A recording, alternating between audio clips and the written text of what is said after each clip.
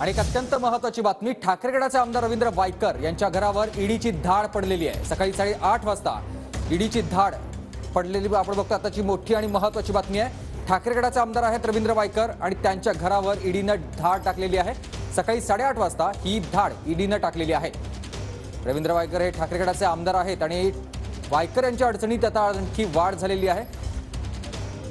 याआधी देखील ईडीकडून वायकर यांची चौकशी झाली होती आणि आपण बघतो आता पुन्हा एकदा रवींद्र वायकर यांच्या घरावर ईडीने धाड टाकलेली आहे। सकाळी 8:30 वाजता रवींद्र वायकर यांच्या घरावर ईडीने धाड टाकलेली आहे। ईडीचं पथक बरोबर सकाळी 8:30 वाजता त्यांच्या घरी दाखल झालंय आणि अजूनही त्यांच्या घरामध्ये सध्या सगळी चौकशी सुरू आहे। ईडीचं पथक 10:30 वाजता रवींद्र वायकर यांच्या निवासस्थानी दाखल झाला।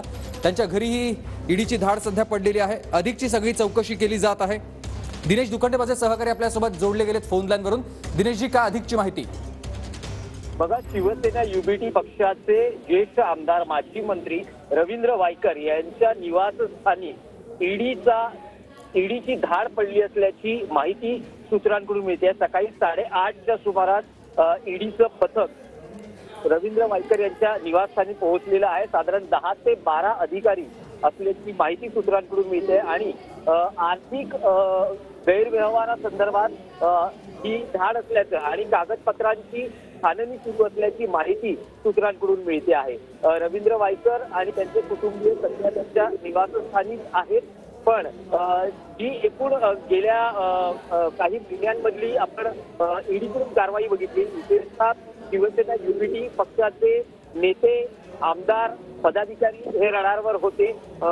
कोविड घोटाळ्याच्या प्रकरणीही काही महापालिकेतल्या माजी नगरसेवक, माजी महापौर यांच्यावरही ते सगळे ईडी चौकशीच्या फेऱ्यात अडकले होते, ईओडब्ल्यूच्या चौकशीच्या फेऱ्यात अडकले होते। रवींद्र वायकर यांचंही असंच आर्थिक गैरव्यवहाराचं प्रकरण असल्याचं बोललं जात आहे।